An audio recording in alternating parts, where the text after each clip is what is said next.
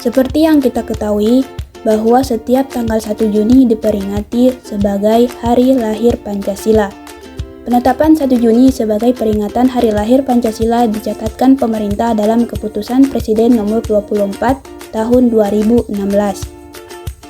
Tapi sebelumnya, tahukah kamu tentang sejarah lahirnya Pancasila? Sejarah lahirnya Pancasila di Indonesia tentu tidak dapat dipisahkan dari sejarah Indonesia.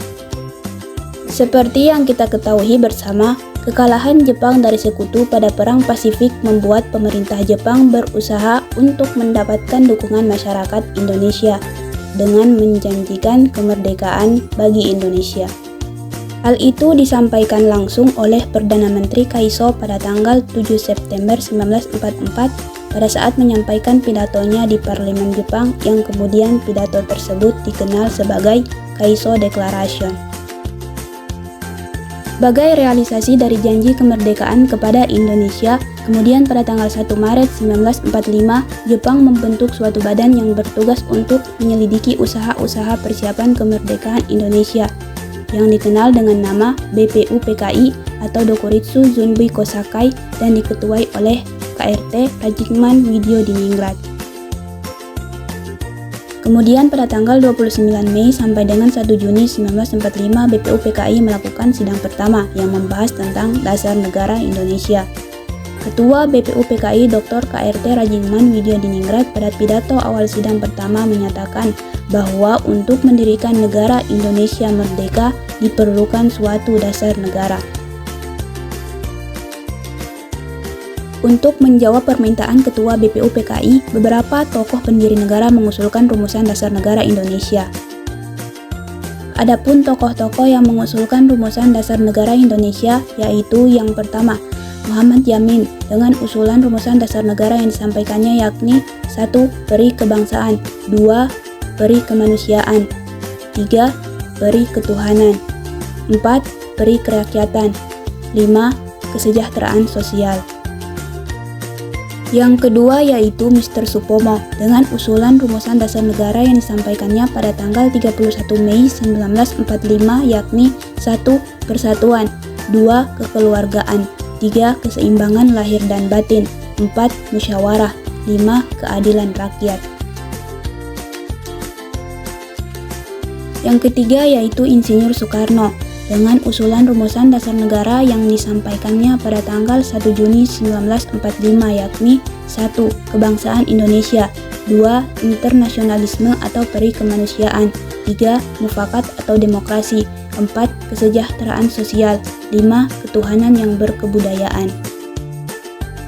Rumusan dasar negara Indonesia merdeka yang diusulkan oleh Insinyur Soekarno diberi nama Pancasila. Pancasila terdiri dari dua kata yaitu panca dan sila. Panca artinya 5 dan sila artinya asas atau dasar. Jadi Pancasila itu adalah 5 asas atau 5 dasar. Setelah usulan-usulan tersebut ditampung, maka kemudian dibentuk panitia kecil yang berjumlah 8 orang yang kemudian dikenal dengan nama Panitia 8 yang bertugas untuk menyusun dan mengelompokkan semua usulan tertulis. Adapun anggota Panitia 8 tersebut yaitu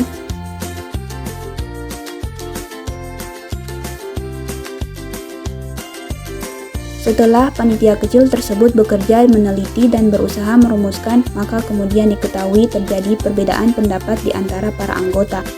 Anggota yang beragama Islam menghendaki bahwa negara berdasarkan syariat Islam, sedangkan yang berhaluan nasionalis menghendaki bahwa negara tidak berdasarkan hukum agama tertentu.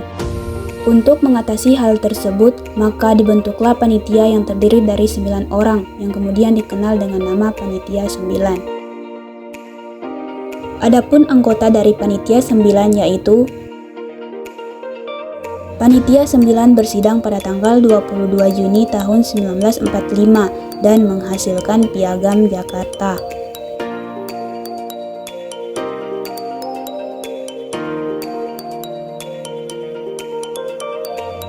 Sedangkan sidang kedua BPUPKI pada 11 Juli 1945 menghasilkan rancangan teks proklamasi, rancangan pembukaan Undang-Undang Dasar, dan rancangan batang tubuh Undang-Undang Dasar.